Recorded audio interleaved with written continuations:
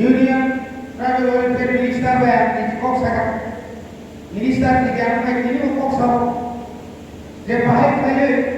চিনি যত হোস্টেল দমানি এবং যে সমস্ত ভ্যালুটেন স্টুডেন্ট দমানি আবার সিট খাইলে রেসিডেন্সিয়াল তাই পেশা ধলাই আটটা ডিস্ট্রিক্ট আটটা জুনানে আদারো আটটা রেসিডেন্সিয়াল স্কুল খাইজাকনা এডিসিনি বিশিন্দে আবো তেরক গরিবসা জায়গা যদি না যেখানে 2 জন 3 জন 4 জন 5 জন আমার স্কুলে 2 জন 3 জন যেরকম মাস্টার হয় না 1 জন 2 জন তখন আবো যদি একসঙ্গে যদি একটা স্কুলে যদি আনা যায় রেসিডেন্সিয়াল স্কুল করে তাদের থাকা খাওয়ার পোশাক পরিচ্ছদের আপনাদের ব্যবস্থা করতে পারি তাহলে পরে আপনাদের অসুবিধা হবে না যারা পড়াশোনা করছেন তাদের অসুবিধা হবে না এটাও আমাদের দেখতে হবে এবং যে সমস্ত সিনিয়র ডিস্ট্রিক্ট আছে এবং আমাদের কোথায় বলে প্রাইভেট স্কুল আছে এটাকে রিক্রুটমেন্ট করার জন্য আজকে আমি বলেছি কয়েকদিন মধ্যে চিফ মিনিস্টার যে শিক্ষা দপ্তরে আছে আমার সাথে দেখা করব আমরা একটা নতুন করে ডাইরেক্ট শিক্ষক দান বললেও আমরা খুঁজতে যেভাবে নিয়েছি সেভাবে আমরা টিউটর হিসেবে আমরা শিক্ষক নিয়োগ করব আমাদের মধ্যে অনেক গ্রাজুয়েট বিএড মানে যারা টেট পরীক্ষায় উত্তীর্ণ অনেকজন আছেন তাদের চাকরি তারা এখন চাকরি পায়নি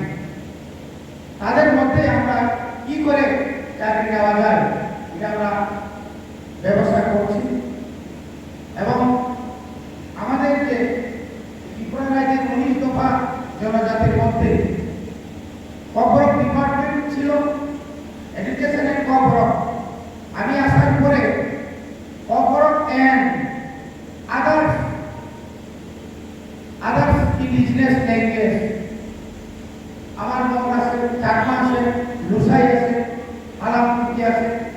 তাদেরকে নিয়ে আগামী 9 তারিখের মধ্যে আমরা একটা মিটিং করব কবরক যারা বাসাবাসী আছেন তাদেরকে নিয়ে আমরা একটা মিটিং করে ফেলেছি নেক্সট আমরা যারা মাইনরিটি কমিউনিটি আছে তাদেরকে নিয়ে আমরা আগস্ট মাসের মধ্যে আমরা বৈঠক করব এবং এই ধরনের আরো আমাদের মধ্যে যারা স্পেশাল গেস্ট হিসেবে যারা শিক্ষা সম্পর্কে ভালো জ্ঞান আছেন অনেক রিটায়ার্ড পার্সন আছেন তাদেরকে আমরা এই ধরনের কর্মশালাতে বা সেমিনারে এনে এডিসি এলাকায় কিভাবে শিক্ষাকে মানে আরো এগিয়ে নেওয়া যায় তার ব্যবস্থা আমরা করব মাসে না হলেও 2-3 মাস পর আজকে একটা পরবর্তী সময় আমরা মানিকপুর সামন এরকম নেক্সট আমরা করবো ফন্টিয়া আমি নিজে এখন 2 মাস ধরে এই এডুকেশন ডিপার্টমেন্ট নেওয়ার পর রাজ্যের দক্ষিণ থেকে উত্তর ত্রিপুরায় দামসরা খেদাসরা থেকে শুরু করে আনন্দবাজার খালদয় তারপরে ভান্ডারিমা বিভিন্ন জায়গায় কোনো না কোনো সময় আমি হোস্টেল ভিজিট করি স্কুল ভিজিট করি আপনাদের সঙ্গে শিক্ষকদের সঙ্গে তাদের সমস্যা কিভাবে সমাধান করা যায় কি কি সমস্যা আছে এগুলো আমরা আলোচনা করি তাতে আমি আগামী বিশেষ করে আইএস থেকে আমি অনুরোধ করব আগামী দিনে যখন আমরা সেমিনার করব তখন এটা গ্ল্যান্স টিচার সংখ্যা কত এটি ইউজিটি জেবিটি তারপরে এসএসএর আছে সিটি আছে তারপরে স্কুল মাস্টার আছে জুনিয়র ওই কি নাম বলে এসু আছে এদের হিসাব আমাদের জানা দরকার এবং এই হিসাব দেখলেই আমরা এবং টিচারের সংখ্যাটা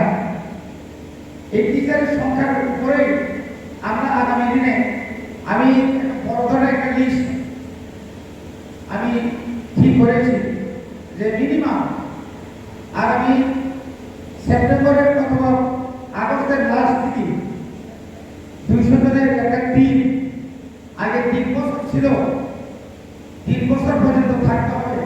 আমি আরো কমিয়ে 1 বছর কমাইলাম। এখন নতুন করে আমরা ট্রান্সফার করবো, কারোর উপরে রাগ করে নয়, কারোর উপরে দয়া করে নয়, আপনাদেরকে যেতে হবে অন্তত 2 বছরের জন্য। এই 2 বছরের মধ্যে আমরা যদি কিছু করতে পারি, সে যদি কিছু ফাইবার থাকায় কমে জায়গা করে নাই সামান্য ফয়লাইনটা ঘুমতে বলুন, মাছ মারাই বলুন, কাজজন করে বলুন, এখানেও আমরা আপনারা মনে করবেন না শুধু দলায় কোয়েস সিপাহীজলা ভয় থেকে ট্রান্সফার হবে, আপনাদেরকেও কিছু স্যাক্রিফাইস করতে হবে। আপনারা যারা দীর্ঘদিন রাস্তা ধারে আছেন, আপনারা একটু সরে যান, আমরা তাদেরকে এনে দেব। 2 বছর পরে আপনি আপনার জায়গাতে আসুন। এইভাবে যদি আমরা কিছু না কিছু করতে না পারি, তাহলে তো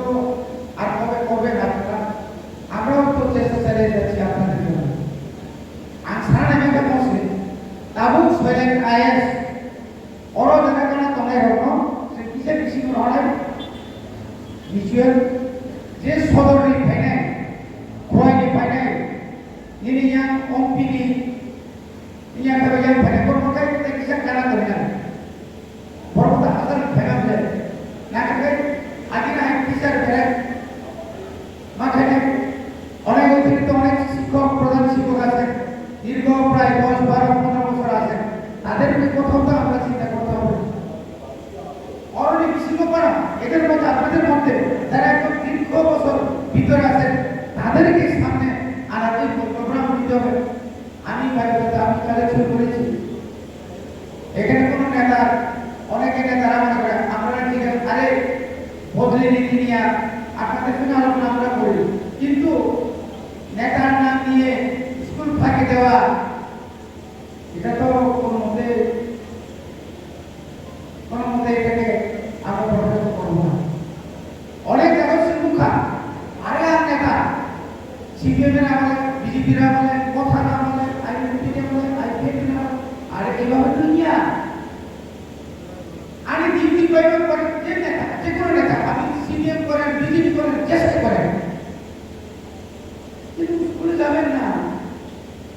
মানুষকে হুমকি দিবেন এই বেশি বারবার করো না পাঠাই দেবেন না, তুমি তো নেতা না, তুমি তো একটা গুন্ডা নেতা, এগুলো তো হয় না। সেখানে অনুভব আমার কাছে বলছে স্যার পাঠাই কি কারণে পাঠাবো, আমার তো প্রথম দেখতে হবে যার 2 বছরে নাই ওই কিনা বলে পেনশনে তাকে বলছে পাঠাই আমি না শিক্ষানীতি কতগুলো রুলস এটাকে আমরা ফলো করবো সে মানাই নাই অমায়িক কিছু নাই একটা কোনোদিন নিয়ে সাইড বাই সাইড আমি মাননীয়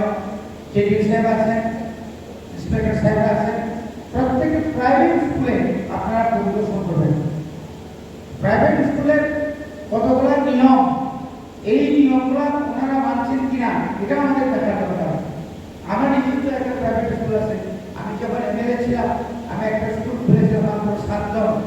স্টুডেন্ট, এখন 750 জন, আমার নিজের আমি নিয়ে বলছি না তোমাকে আমি চাকরি দেবো না, তুমি প্রাইভেট স্কুলে পড়াও, এটা তো গাইডলাইন আছে, অনেক সিস্টেম। আজকে প্রদীপ বাবুর ছেলে অনেক প্রথম স্কুল তারা দুইজন আরো কয়েকজন মিলে করমসর একটা স্কুল করেছিল, পরবর্তী সময় দেখলাম না এই স্কুলকে আরো প্রসারিত করতে হবে, নিয়ে গেল কোথায় বেসর ফলে দায়িত্ব নিয়ে যদি কাজ করি অনেক কিছু হয় মানুষ, কিন্তু এটা প্রথম আমার দায়িত্ব, প্রথম আমাকে করতে হবে। আমার দায়িত্ব, আমি যে বিধায়ক হলাম